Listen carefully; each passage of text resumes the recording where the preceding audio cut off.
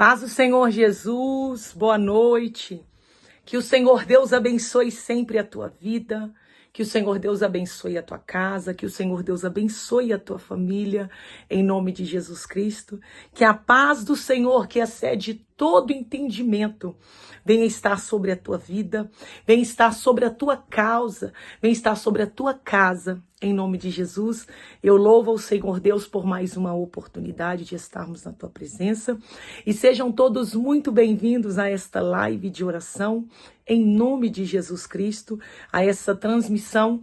Como eu havia falado para os irmãos, hoje eu vou contar um pouco do nosso testemunho, o que o Senhor Deus tem feito nas nossas vidas, o que o Senhor Deus tem manifestado, como o Senhor Deus tem operado de maneira especial e gloriosa em o nome de Jesus Cristo.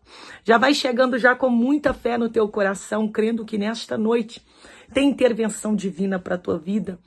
E eu quero contar para os irmãos um pouco do meu testemunho, o que o Senhor Deus fez na minha vida, o que o Senhor Deus tem feito na minha vida, como que o Senhor Deus entrou com socorro, com milagre em nossas vidas, mediante a tantas dificuldades, mediante a tantas adversidades, a tantos caminhos tortuosos, ainda assim o céu teve compaixão de nós e o Senhor Deus nos livrou pela sua bondade e graça.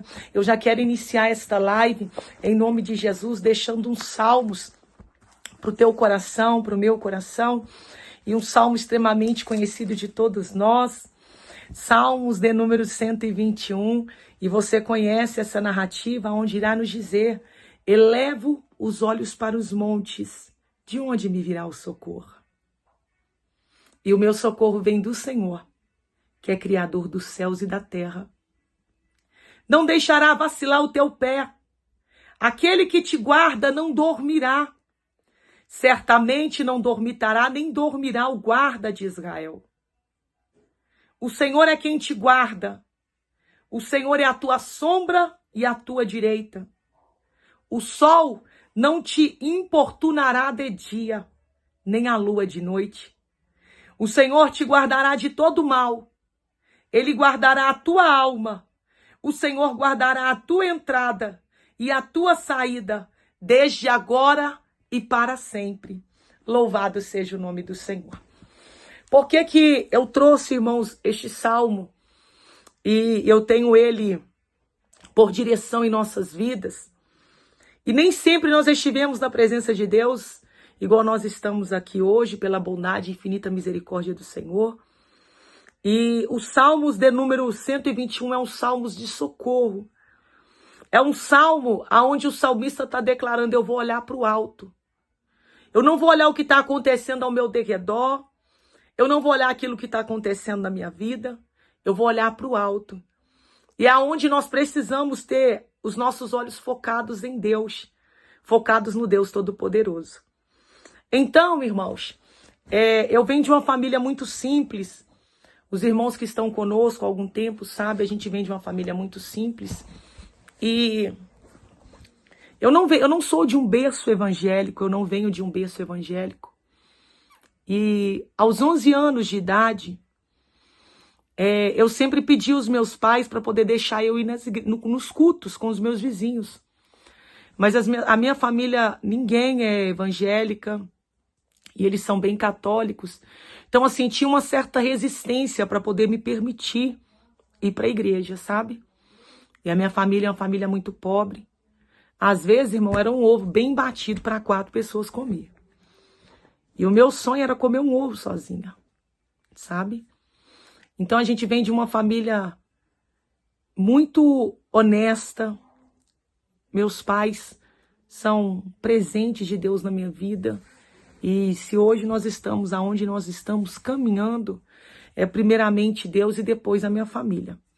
Mas aí, irmãos, eu sempre pedi aos meus pais para eu poder estar indo para a casa de Deus e os meus pais nunca deixavam. E uma vez ou outra eles deixavam, e eu sempre pedia: mãe, me dá uma oferta, tem que dar uma oferta na casa de Deus. Eu andava até com um cartãozinho pequenininho para poder ir para o culto, e eles anotar ali que eu dei uma oferta. Então, eu venho de uma adolescência assim, e aos 11 anos eu vou para a presença de Deus, e vou para a casa de Deus, e todas as vezes que eu ia, eu aceitava Jesus, irmão, uma coisa assim. Só que aí os meus pais não deixavam mais eu estar na presença de Deus, eu ir para a casa de Deus, eu ser crente, né? Como as pessoas sempre dizem. E eu parei de ir para a igreja. E aí vem aquela fase da aborrecência, aquela adolescência. Então eu fraquejei, eu tropecei. Mas a Bíblia vai nos dizer, a palavra do Senhor vai nos dizer que o cair é do homem, mas o levantar é de Deus. E eu vim de um tempo de muita dificuldade, e aos 15 anos eu voltei novamente, vim para a casa de Deus, mas aquela mesma resistência dos meus pais. Aos 16 anos eu me batizei pela bondade do Senhor. Me batizei e fui avançando. E no meio dessa caminhada a gente passou muitos processos. Processos que às vezes nos fez chorar, processos que às vezes nos fez sangrar, processos que nos feriram, que nos machucaram. Mas louvado seja Deus, porque em todos eles a mão de Deus tem sido sobre a nossa vida. E o que eu quero intensificar para você hoje, esse é só um começo para você ter uma base de saber de onde que eu vim. Mas eu me casei, eu estava com os meus 18 anos e alguma coisa. Eu lembro que os meus pais tiveram que assinar. E depois disso aí, eu cheguei a um ponto na minha vida que foi bem complexo. Eu acabei me afastando da presença do Senhor aos 22 anos. E aos 22 anos, eu me afastei da presença de Deus. E a gente sabe que quando aquela entidade, nós fomos limpos pelo sangue de Jesus, e ela fica ao derredor. E quando ela vê que a casa está vazia, ela traz mais 7. Então, o último estado se torna pior do que o primeiro estado. Então, alguém que nunca teve envolvimento com nada, alguém que nunca teve vício, alguém que nunca andou em orgia, agora vai ter um final pior, né? Uma realidade pior. E assim, irmãos, eu me afastei da presença do Senhor e comecei a ser ludibriada por aquilo que Satanás estava oferecendo, por aquilo que Satanás estava apresentando na minha vida. E nós caímos, nós afundamos e fomos parar no fundo do mais profundo abismo. A um ponto, irmãos, que eu nem acreditava mais que o Senhor Deus existia. Estou falando eu, que amo Jesus. Eu nem acreditava mais na bondade do Senhor, no Deus Todo-Poderoso. E eu questionava para Deus, às vezes, eu dizia assim, Senhor, se o Senhor existe mesmo, por que eu estou passando por tudo isso? Por que eu estou passando por esse cenário? Por que eu estou passando tanta dificuldade? E aí, irmãos, eu fui cada dia mais me afundando, entrando na promiscuidade, nos vícios, nas orgias. Eram 3 carteiras de cigarro durante o dia, fora a noite. Fora as bebidas, as festas. Regrada com muita droga, com muitas coisas, né? Com muitas coisas ilícitas. Então, cada dia mais eu me afundava. Porém, irmãos, no fundo da minha alma, havia um vazio, havia uma tristeza dentro do meu coração. E todas as vezes, por mais que eu estivesse cercada de pessoas, por mais que eu estivesse com muitas pessoas do meu lado, todos os dias em alguma coisa, e sempre batia no meu coração aquela falta de Jesus, sempre aquele incômodo, por mais que eu estivesse cercada por pessoas do meu lado, pessoas junto de mim, ainda assim eu sentia aquela falta de estar na presença de Deus, de cantar os louvores, de poder adorar o Senhor. E eu lembro que eu comecei na madrugada, eu morava em São Paulo, lá em São Bernardo do Campo. Eu comecei na madrugada a escutar Deus e Amor da Avenida do Estado. Eu sempre gostei muito da oração. E todas as madrugadas eu começava a pedir a Deus que se Deus existisse mesmo, para Deus mudar o meu cenário, para Deus ter misericórdia de mim, para Deus me auxiliar. E eu lembro que eu morando num lugar onde as pessoas, a maioria tudo era espírita, em um prédio bem grande, muita gente espírita. E eu lembro que eu falei para o Senhor, Senhor, tem de misericórdia de mim, se isso existe mesmo, me arranca, muda minha história, me dá uma oportunidade. E assim os céus olhou para nós com olhar de misericórdia e de compaixão. Porém, ainda assim, Deus tendo misericórdia, Deus me visitado, eu ainda continuei nos vícios. Eu continuei ainda na promiscuidade, continuei no cigarro. E todas as vezes que eu falava para Deus assim, Senhor, nunca mais eu vou fumar, nunca mais eu vou fazer isso, nunca mais eu vou fazer aquilo, era o tempo que eu mais fazia. Era o tempo que eu mais errava. Mas ainda assim eu não desisti. E eu venho, por intermédio desse testemunho, dizer para você, não desista. Não desista. Para você é difícil. Para você é complicado. Para você não tem jeito. Mas para Deus todas as coisas são possíveis. E eu vou falar para os irmãos a verdade, que todos me abandonaram. Me rejeitaram. Me deixaram. Mas ainda da maneira que eu estava, presa pelas amarras do inferno, presa pelas amarras de Satanás, ainda assim o Senhor Deus olhou para mim e teve misericórdia da minha vida.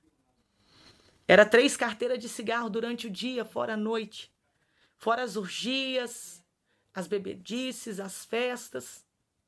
E sempre que eu chegava em casa, aquele vazio dentro da minha alma.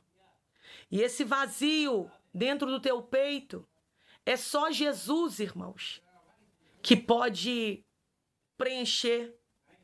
É só Jesus que pode te abençoar. E eu passando por todas estas coisas, eu decidi falar com Deus que se Ele existisse mesmo, para o Senhor Deus mudar o meu cenário, para o Senhor Deus me dar uma nova oportunidade. E eu lembro, irmãos, que às vezes a gente passava na rua, as pessoas nos julgavam, pessoas que nós oramos, que nós pregamos, estendemos as mãos, ajudamos. Essas pessoas viravam a cara, atravessavam para o outro lado da rua para não nos cumprimentar. E ali estou eu. Mas o céu aprove me levantar. E eu sou muito grata a Deus, irmãos. Uma oração que eu fiz e do jeito que eu estava. Tá entendendo que você tem que vir como você está? Não precisa de mudar nada. Nós não permanecemos como estamos porque o Espírito de Deus nos limpa. Mas vem do jeito que você está. E aonde você estiver me assistindo agora, não espera você parar o vício para você caminhar, não. Vem viciada mesmo. Não espera você largar a vida de promiscuidade para você vir para a presença de Deus, não. Vem do jeito que você está mesmo. E é assim que eu vim, irmãos. E por isso eu prego esse evangelho de Cristo. Eu não falo acerca de religião, mas eu falo daquilo que Deus fez na minha vida. Eu não falo acerca daquilo que eu li, que alguém me falou, que alguém me disse, não, irmãos. Para quem não tinha nem mesmo identidade, para quem as pessoas olhavam e julgavam, o Senhor Deus me deu família, o Senhor Deus me deu marido, o Senhor Deus me deu minha vida, me deu filhos, o Senhor Deus nos abençoou. E nós continuamos marchando na presença de Deus. E a gente sabe que até o céu é tomado por esforço. Quem dirá a nossa caminhada? E no meio da caminhada são tantas adversidades.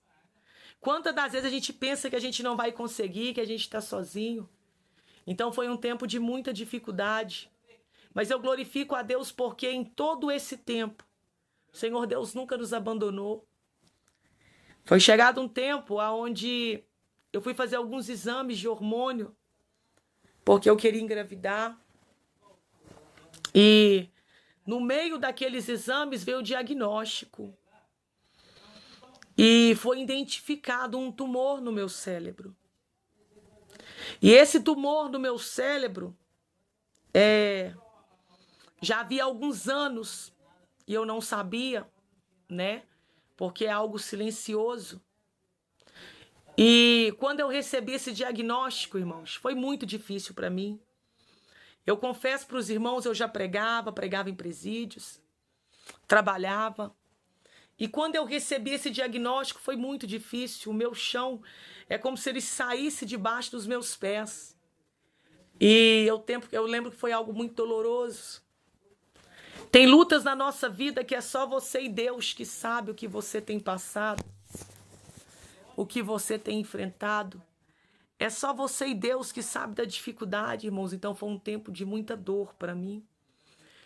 Em 2012 nós fizemos a primeira intervenção cirúrgica. E nesse ano de 2012, o Senhor Deus teve misericórdia, a mão de Deus foi sobre a nossa vida. E eu achei que já estava tudo certo. Em setembro do mesmo ano de 2012, veio a segunda cirurgia, irmãos. E eu pensei que eu não ia aguentar. Eu pensei que eu não ia sobreviver, resistir. E no ano de 2012, em setembro, eu sou submetida à segunda cirurgia na minha cabeça para poder tirar tumor no meu cérebro. E tempos passaram e a gente acompanha esse processo, o delongar dos tempos da vida, a vida toda, né? E aí, no ano de 2019, na altura do Covid, eu descubro que o tumor voltou a crescer. E que eu precisaria novamente me submeter a uma intervenção cirúrgica. E aquilo ali, para mim, irmãos, acabou meu mundo. 3 cirurgias na cabeça. E foi num tempo muito difícil da minha vida. Meu filho, meu único filho, estava privado de liberdade, estava preso. O meu pai, a próstata dele aumentou. E ao invés da urina descer, a urina sobe. E traz sobre ele uma insuficiência crônica renal. Eu lembro que eu dei entrada com meu pai no hospital, a pressão dele estava 23/11. 49 quilos, usando fralda. E foram 25 dias de Santa Casa de Misericórdia. Minha mãe com 100 e poucos quilos, caindo de um lado para o outro com muita tonteira. E o médico fala para mim assim, olha, Josiane, daqui a 22 dias, a tua cabeça vai ter que ser aberta de novo. E eu sem saber o que fazer, irmãos, falando para Deus. E nós somos da oração. Eu vou deixar esse testemunho curto aqui para você nesta noite, nesta live. E depois eu conto para os irmãos com mais primícias, com mais detalhes. Então, o médico falou, vai ter que abrir a tua cabeça novamente. E a gente sabe que abrir cabeça não é como eu vestir essa blusa ou tirar essa blusa. É bem complexo. E no dia 18 de outubro de 2019, eu dei entrada no hospital às 11h30 da manhã. Mas antes disso, no dia que antecedia a minha cirurgia, irmãos, eu fui para o joelho orar. E eu fui para minha sala e quem de nós ainda não nos indagamos tantos porquês na nossa vida? Então, meu Deus, por que eu sofro tanto? Por que de tanta dificuldade? Por que de tanta luta, de tanta adversidade? Por que eu passo por isso? Por que eu passo por aquilo? Eu lembro que na madrugada o meu telefone tocou, um número desconhecido, e eu atendi. E eu escutei assim, benção, mãe. E quando eu escutei benção, mãe, a aflição tomou conta da minha alma, irmãos. Era o meu filho, meu único filho. Eu criei ele sozinha desde quando ele tinha 8 meses de nascido. E ele estava agora a 3 horas de distância da minha casa, dentro de uma penitenciária, dentro de um presídio. E quando eu escutei benção, mãe, poderia ter sido a última vez que eu ouviria a voz do meu filho. A última vez que eu ouviria ele falando comigo. E na hora que eu escutei a voz dele, eu falei com ele, Deus te abençoe, meu filho. E eu não tive outra coisa para poder falar. E eu falei para ele assim, olha, amanhã, a mãe vai passar na mão dos médicos de novo. E eu não sei o que vai ser, eu não sei o que vai acontecer. A verdade é que nós não sabemos o que vai acontecer. Mas se a mãe não te vê mais, amo o Deus que a tua mãe ama.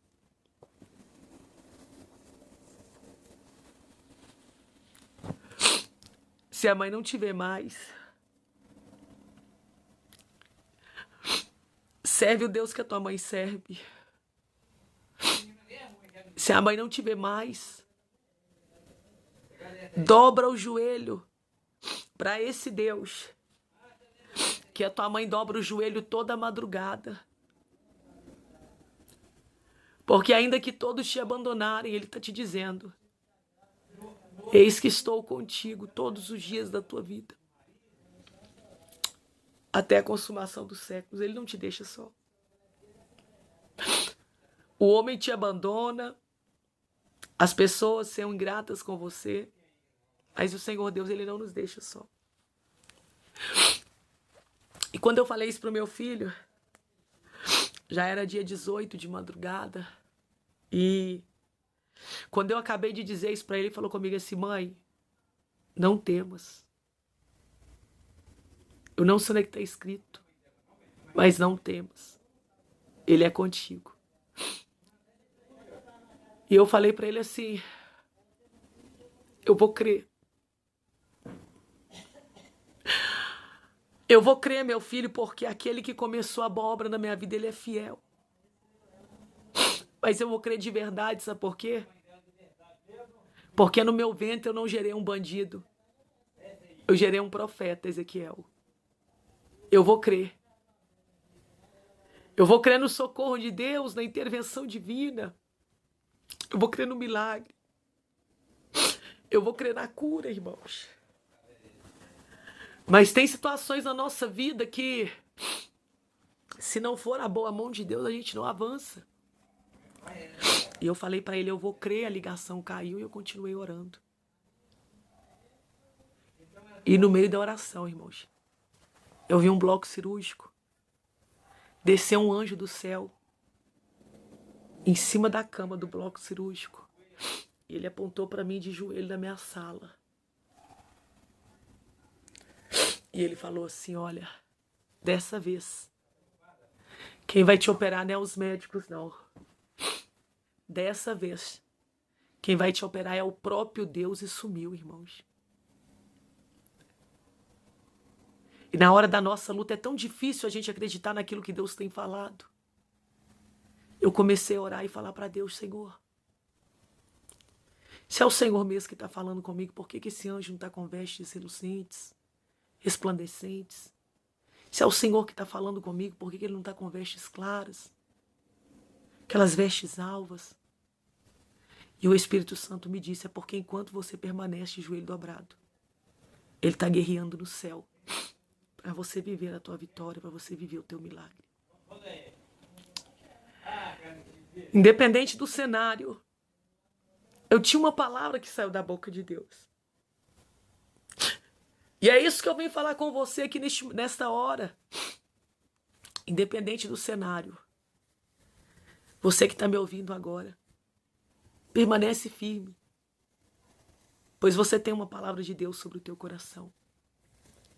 Nós entramos para poder operar. 11h40 eu dei entrada no hospital. 12h44 eu estava na sala de pré-cirurgia. Toda hora chegava um com a cabeça aberta. E eu sabendo que a próxima seria eu. 1h dentro do bloco. 7h50 da noite dentro da CTI. Lúcida. Dieta liberada. Orando pelo grupo de enfermagem. A ponto da equipe de otorrino não saber o que está acontecendo, a equipe de neurocirurgião não entender que recuperação é essa, a supervisão da enfermagem sem entender o que está acontecendo. É porque aquele que começou a boa obra na tua vida, ele é fiel. Permanece com o teu joelho dobrado. Permanece acreditando. Você não depende de aprovação de homem nenhum para poder viver milagre na tua vida. Você não depende de aprovação humana para poder viver o sobrenatural de Deus na tua vida. E o Senhor Deus irá pelejar ao teu respeito. O Senhor Deus irá intervir ao teu favor. E todo o mal contra a tua vida irá cair por terra. Que o Senhor Deus possa te blindar com a presença dEle. E esse é um pouco do meu testemunho. Mas ele é muito maior. Estendi ele aqui só acerca da cirurgia, dos processos. Mas eu quero que você entenda que enquanto alguém esperava ver o teu fim, vai ter que ver que Jesus entrou no barco da tua vida e que ele decidiu te honrar. Que o Senhor Deus te abençoe nesta noite de oração. Deixa o teu pedido de oração nos comentários, em nome de Jesus Cristo. Eu quero ser boca de Deus para a tua vida. Deixa o teu pedido de oração. Se você não me segue, passe a me seguir. Eu quero que você entenda que se você tem uma palavra de Deus para o teu coração, não teme o gigante. Gigante é para quem não conhece a presença. Que o Senhor Deus te abençoe e te guarde, que Ele faça resplandecer sobre ti a tua face, que Ele te dê a paz. Compartilhe esta live em nome de Jesus Cristo. Deixa o teu joinha e juntos nós somos mais fortes em nome de Jesus. Enquanto alguém pensava que era o fim, o Senhor Deus entrou e disse: é necessário que eu te levante, mas que eu te arranque de alguns lugares aonde as pessoas não estão ali preparadas para poder ver o teu crescimento. Que o Senhor Deus te abençoe em nome de Jesus. Tenha uma noite de milagre, de intervenção divina. Fica na paz do Senhor Jesus e compartilhe esta live em nome de Jesus. Deus te abençoe.